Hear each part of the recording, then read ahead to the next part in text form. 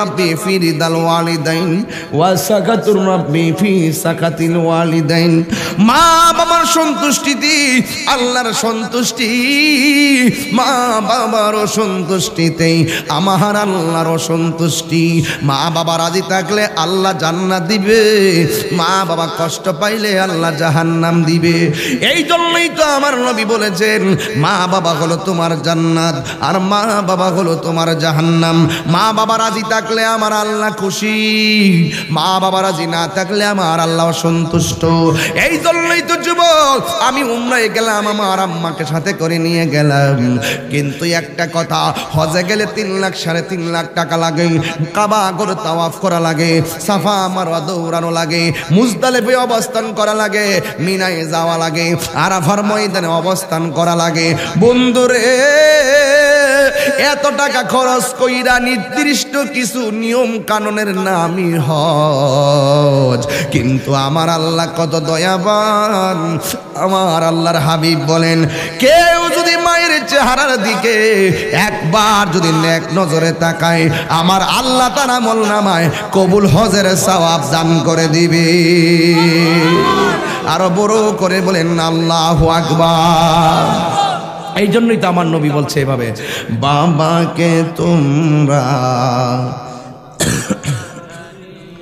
বাবাকে তোমরা কাবা জানিও মদিনা জানিও মাকে যদি গো তারা বেঁচে থাকে যুবক দিলটা নরম করে আস্তে আস্তে শেষ করতেছি বাবাকে তোমরা কাবা জানিও মদিনা জানিও মাকে যদি গো তারা বেঁচে থাকে ওই আমি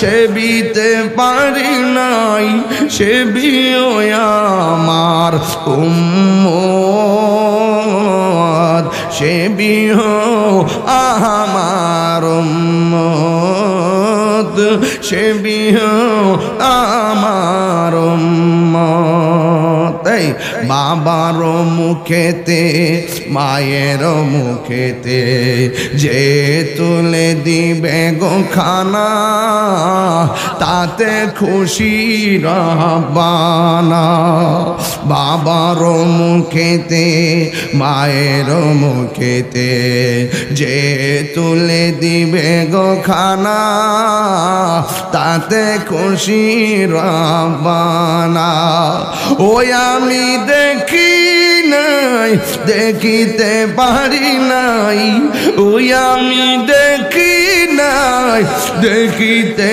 পারি নাই দেখি ওই আমার উম্মত দেখিও আমার উম্মত দেখিও আমার উম্মত আয় যুবক আমার পায়ের মধ্যে হাত দিয়ে বইলা যায় ওই মা বাবার মনে কষ্ট দেওয়া যাবে না বন্ধুরি আল জান্নাতু তাহতা আকদামিল উম্মাহাত মায়ের পায়ের নিচে হলো সন্তানের জন্য জান্নাত 3 শ্রেণীর মানুষের গুনাহ অবাধ্যের গুনাহ আল্লাহ মাফ করবে না 1 নম্বর হলো আল্লাহর সঙ্গে যারা শিরক করে 2 নম্বর হলো মা বাবার অবাধ্য সন্তান এই সন্তান বাধ্য হওয়ার দরকার আছে না নাই এই জন্য আমার ব্রাহ্মণ পাড়া বাবা পায়ের মধ্যে হাত দিয়ে বলে দিয়ে যায় আজকে যদি মা বাপ কবরে গিয়ে থাকে আগামীকাল যাইয়া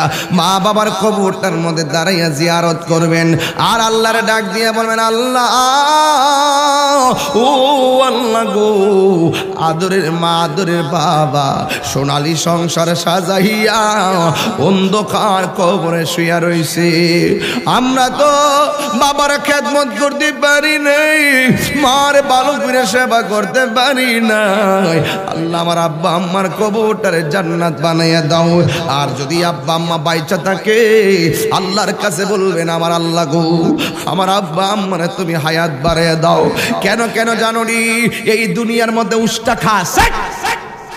উষ্টা খাওয়ার সময় কস মাগো মা আর ভয় পাইলে কস বাপরে বাপ, এই দুইটার ব্যাখ্যাও দিয়ে একদিন পর্যন্ত নিলা না।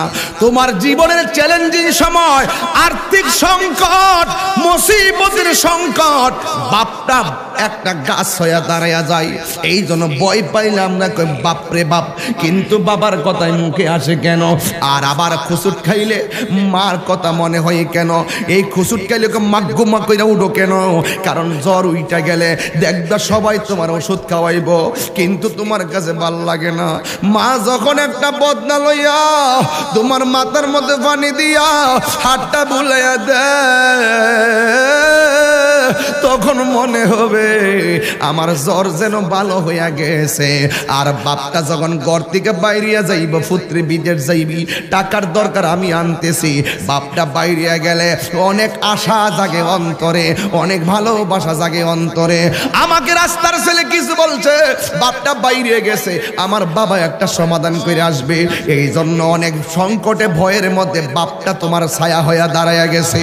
এই বাপটা ঘরের ভিতরে লাতুর হইয়া পইরা থাকলেও তুমি মনে করবা তোমার ঘরের মধ্যে একটা নিয়ামত আছে। আর বাপটা যখন ঘরে থাকবে না, তুমি সিদ্ধান্ত নিতে পারবা না। যেমন আমি তাহিরি একটা ক্ষেত কিনতে গেলে 100 বার চিন্তা করি, আমি তাহিরি একটা কাজ করতে গেলে 100 বার চিন্তা করি।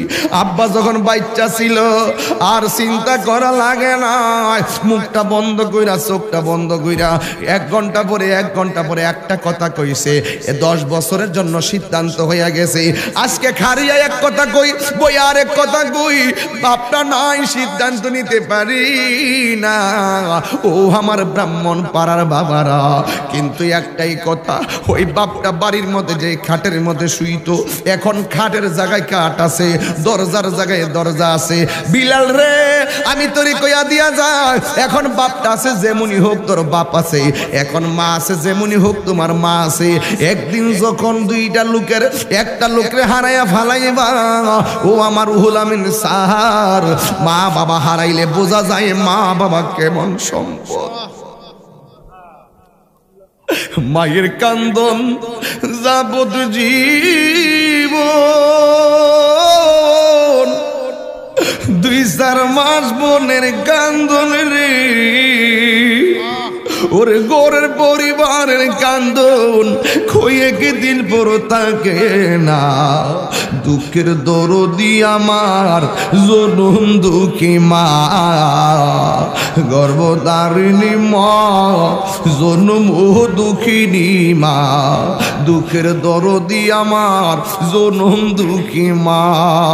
কত না আমার রাত পোহালো বিজল গুয়ে মুতে, আমার শুকনায় রাখিয়া মায়ে তাকে বিজাতে। এই তাহিরি ডাইকা বলে জান্নাত মায়ের পায়ের তোলে গো, ওরে দেখি বুখারী হাদিস খুলে করছে নবী ঘোষণা, দুঃখের দরদি আমার জনম দুঃখী মা, গর্ভধারিণী মা, জনম দুঃখিনী মা, দুঃখের দরদি আমার জনম দুঃখী মা। হার 10 মাস 10 দিন মায়ে গর্বে দিল ঠাই, রক্ত মাংস খাইয়া যেন এলাম দুনিয়াই। ভূমিষ্ঠ হইয়াই আমি উঠিলাম কান্দিয়া, শান্ত করিল মায়ের বুকের দুগ্ধ দিয়া। অসুখ হলে দেখি চাইয়া আমার ময় রয়েছে বিছানায় বইরা গো।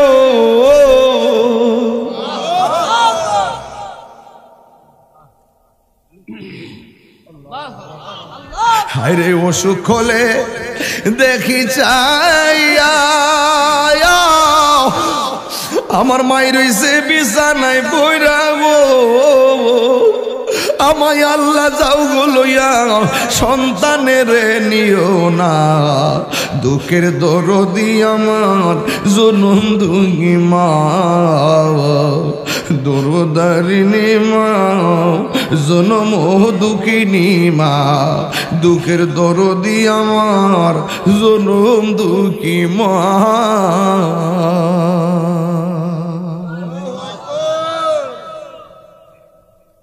এই যুবক ছেলেরা, আজকে থেকে ওয়াদা করো আমরা জীবনে কখনো মা বাবাকে কষ্ট দিব মা বাবাকে কখনো চোখের পানি ফেলে কাঁদাবো?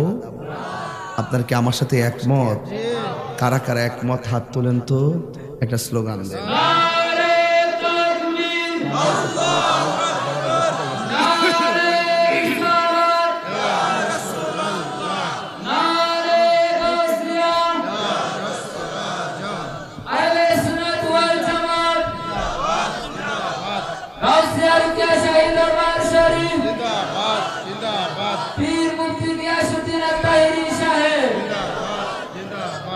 তোমরা কোনো দিনও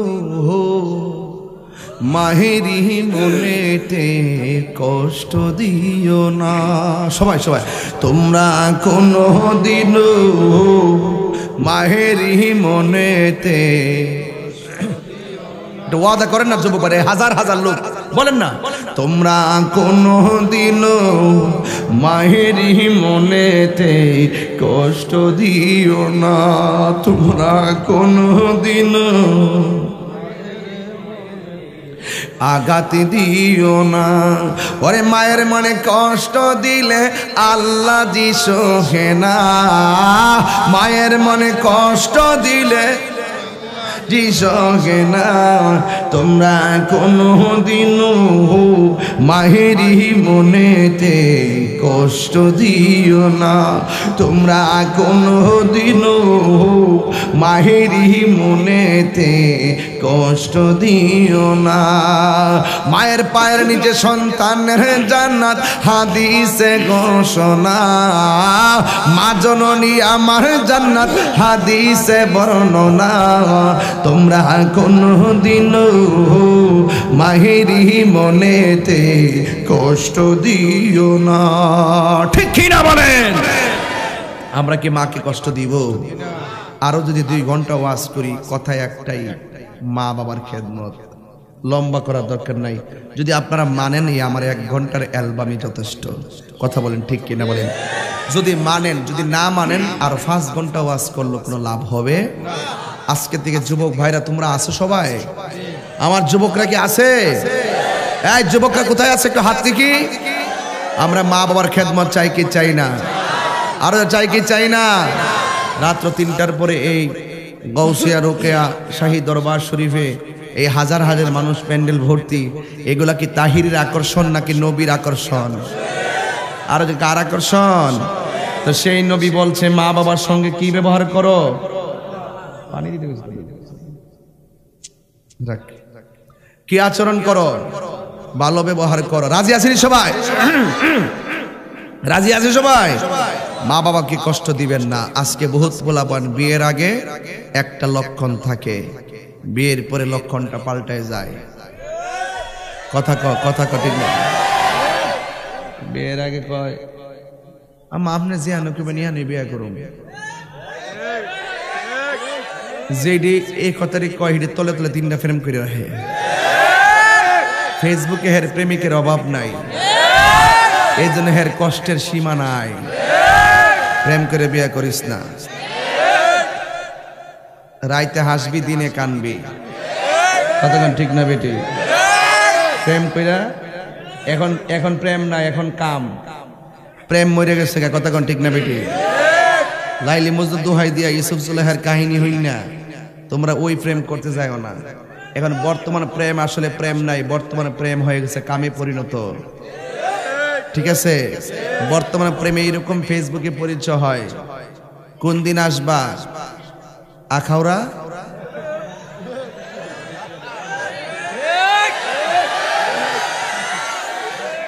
তোর এই যে রেস্টুরেন্টের নাম কি?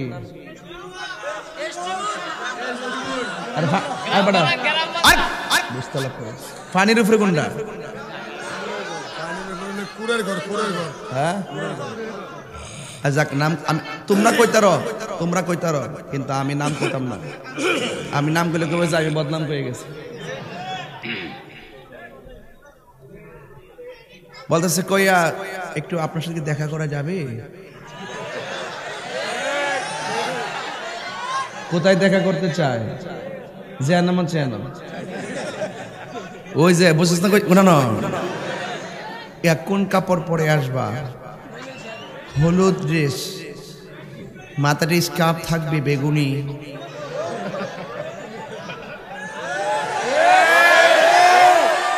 আমার নাম হইল ফাগুনি, দরা খায় খায় গণপিটুনি। কথা কোন ঠিক না বেটি? হারামের মধ্যে কি আরাম আছে? হারামের মধ্যে আরাম আছে? মা বাপ যেখানে কপিখানে বিয়া করো, রাজি নেই ভোলা ভাই। তবে যদি কাউরে পছন্দ হয় তাহলে আম্মারে কইবা যে আম্মা আমি একটা মেয়েরে পছন্দ করি, তোমরা যাইয়া দেখো কেমন, যদি তোমার কাছে ভাল লাগে তাহলে আমি বিয়ে করব, ঠিক আছে? তোমার যদি পছন্দ তোমার আব্বা আম্মার কইবা, আর যদি কোনো একান্তই তোমার আব্বা আম্মার সমস্যা দিলে আমার কইবা, ঠিক আছে? এটা কোনো ব্যাপার না। তবে কথা কি, অবৈধ সম্পর্ক চলবে এমনি ডাইরেক্ট বিয়ে কাজের সময় হয়েছে ডাইরেক্ট একটা মেয়ে মঠের মধ্যে খুঁজা দেখবেন, ওই যে উইল টুইল লাগাইবেন, কিছু উইল টুইল আছে না ছাতি রয়েছে করে এমনি এটি নিয়ে লাগাই দিবেন। যদি আপনি রিয়েল ভাবে যদি নীতি নৈতিকতা বজায় রেখে যদি মেয়েকে বিয়ে করে সংসার করেন, ওই সংসারের ঘরে সন্তান আসবে বাইজিদ বুস্তামির মতন আল্লাহর ওলি। তাইলে সন্তানের রুজি খাওয়ার বড় জিনিস, কিন্তু সন্তান রুজি খাইতে গেলে আপনার কিছু কাজ লাগবে। সন্তান পেটে থাকা অবস্থায় মা বাপের কাছে 3টা দাবি করে। 1 নম্বর দাবি, আমি হওয়ার পরে মা বাপ আমার কানের মধ্যে আজান দিব। 2 নম্বর, মা বাপ আমার সুন্দর একটা নাম রাখবো। 3 নম্বর, মা বাপ আমার ধর্মীয় শিক্ষা দিব। এই 3টে কাজ যদি ছোটবেলায় আপনি কাজ করতে পারেন, এই সন্তান বড় হইলে আপনার অধিকার পালন করবে। আগে সন্তান অধিকার। আপনি পুলারে নাম রাখবেন না ভালো, কিন্তু বল্টু, বুলেট, কি একটা জায়গায় নাম কি থাকে, সম্পাপ্রি বলে, সম্পাপ্রি আসেনি এরকম? হাসরের মাঠে সন্তানের নাম উল্লেখ করে বাপকে ডাক দিবে, মুখের বাপ মুখে দিগায়। আর যদি নাম দাও বুলেট, ও বুলেটের বাপ চুলেট দিগায়, তখন আপনার কি অবস্থা হবে? এই জন্য শুধুমাত্র সন্তান মা বাবার খেদমত করবে বিষয়টা এরকম না, সন্তানকেও আপনি মা বাবার পক্ষ থেকে কিছু দায়িত্ব আছে। এই দায়িত্ব যদি আপনি পালন করতে সক্ষম হন, এই সন্তান বড় হলে আপনার দায়িত্ব পালন করতে বাধ্য হবে। আপনি পোলারের ছোটবেলা থেকেই ফাড়াইবেন 9টার পরে, কয়টার পরে? 9টার পরে ঘুম থেকে উঠার পরে কিন্ডারগার্টেনে ফাড়ায়, আর নাইলে নিজে ঘুমাইতে একটা লোক রেখে এই স্কুলে লইয়া যা, কোন রকম ভাবে মুখ টুক না দিয়ে ফাটাই দে, টুপি টুপি লাগাইয়া, দেখবেন কি সুন্দর ড্রেস লাগাই কিন্ডারগার্টেনে ফাটাই দে, ফুতুলের মতন ফাটাই দে, আবার ফুতুলের মতন বাইতে। এইটা বড় হওয়ার পরে কোরআন শরীফ পড়তারে না, নামাজ পড়তারে না। আমার কথা হইল কিন্ডারগার্টেন আপনার চালানো অসুবিধা নাই, ভালো একটা কারি দিয়া প্রথম ক্লাসটা শুরু করবেন কোরআন দিয়া। কথা কোন ঠিক কিনা? আমি কি কিন্ডারগার্টেনের বিরুদ্ধে বলছি? শিক্ষানীতির বিরুদ্ধে বলছি? কেউ আগে আমার আম্মা ঘুমাই দিছি, এই উঠতেছি তো, আবার বাম কাতে গেছি, উঠতেছি, আবার শুইছি। একটু পরে যখন আজানটা দিছে, আসসালাতু খায়রুম মিনান নাওম,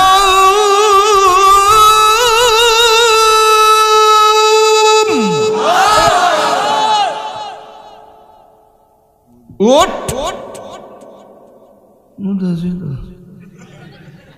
যখন সিয়ন জিংলাটা লইছে, উঠছি, ওইটা সুন্দর করে বাইরেছি, মাথার ঘুরতেছে। পরে আবার গিয়ে ফোটার মধ্যে মেঘে বইছি, আইলে বুঝিতেছি, এরপর গাই মুখ দেখা, পরে ফাহালের গুড়াত গিয়া বইছি, স্যাপটা লাগাইয়া ফাহালের যে কালিটি দিয়া লইয়া, আরে আমাদের সৌরারি জোল হতেছে, কি শরম করতেছে নাকি? তা রসটি পড়ছে, আর গেঞ্জিটা কালি দেয় বিজেছে, এটা আবার কি বলে পানি দিয়ে দইছি, দলি কি দাগ তলাই করিছে।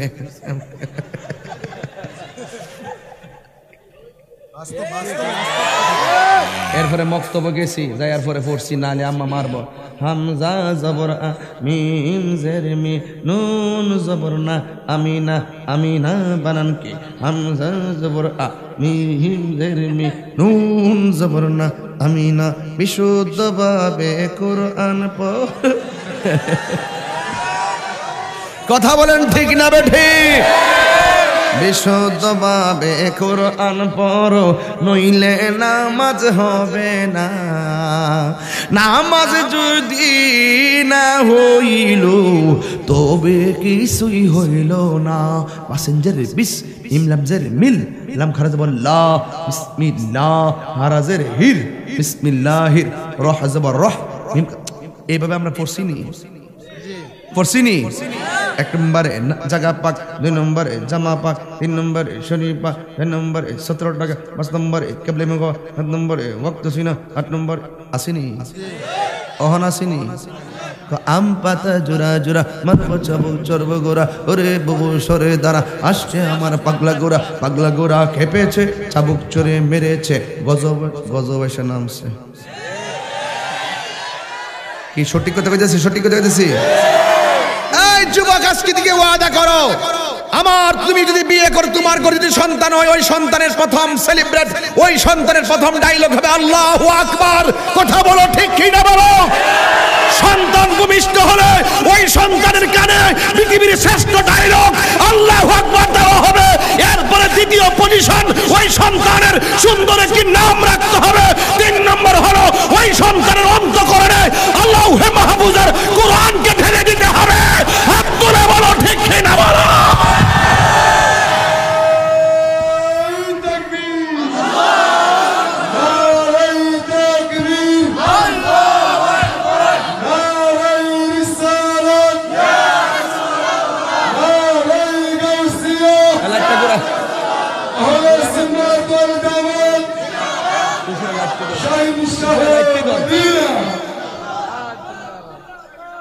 মারহাবাগন।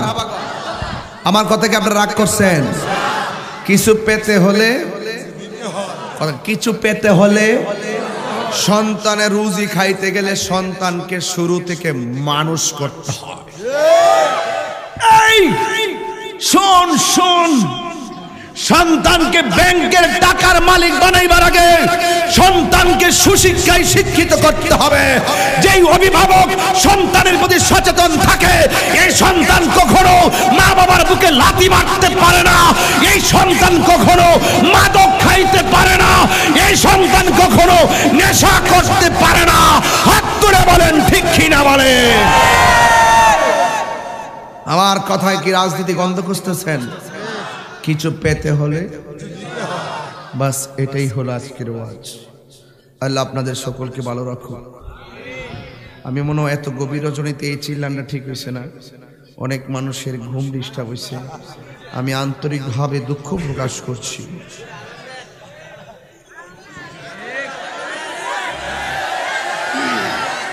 আর ওই টিউবলাইটই ধরিস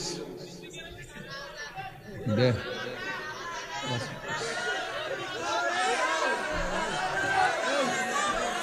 আরে টিউবলাইটই করবি ভিডিও করতে খুব সুন্দর হবে। টিউবলাইট উপরে কি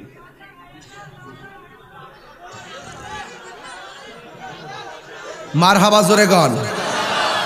আপনারা আল্লাহর রহমতে খুশি না বেজার? আমি কি দলিলের বাইরে কোনো কথা কইছি?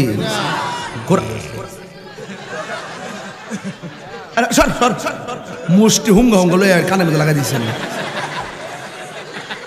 আমি মনে হচ্ছে পুরা শরীরে বুঝি লুয়াই দিচ্ছে।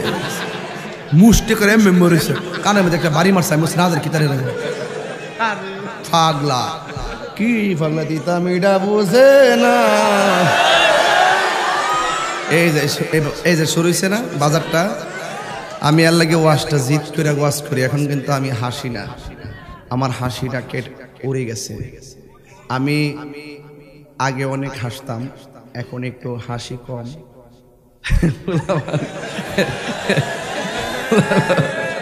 এই পোলামারকে যখন আমি দেখি তখন আমার মনের মধ্যে একটা নবীর প্রেমের দোলা লাগে। কারণ এরাই তো নবীর সৈনিক, এরাই তো মুস্তাফার আশিক, এরাই তো ওলি আল্লাহর আশিক, এরাই তো কোরআনের প্রেমিক, এরাই তো আল্লাহু আকবার ধ্বনির প্রেমিক। ওরা প্রয়োজনে জীবন দিবে, ওরা প্রয়োজনে রক্ত দিবে, কিন্তু নবীর ইজ্জতের জন্য, কোরআনের জন্য আবারও জীবন দিতে চাই কি চাই না বলো?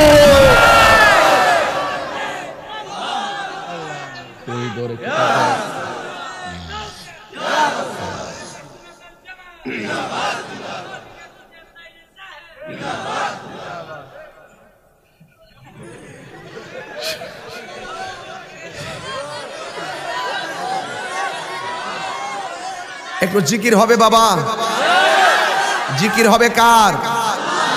আরো বড় করে জিকির হবে কার? আল্লাহর জিকিরে কোনো অসুবিধা আছে? আল্লাহর জিকির করলে কি কাহার কোনো অ্যালার্জি আছে, চুলকানি আছে? আমরার কাছে সেই চুলকানির মলম আছে। বিদ্বেষীরা যতই বিদ্বেষী করুক না কেন, আল্লাহর জমিনে আল্লাহর জিকির চলবেই, ঠিক কিনা বলেন?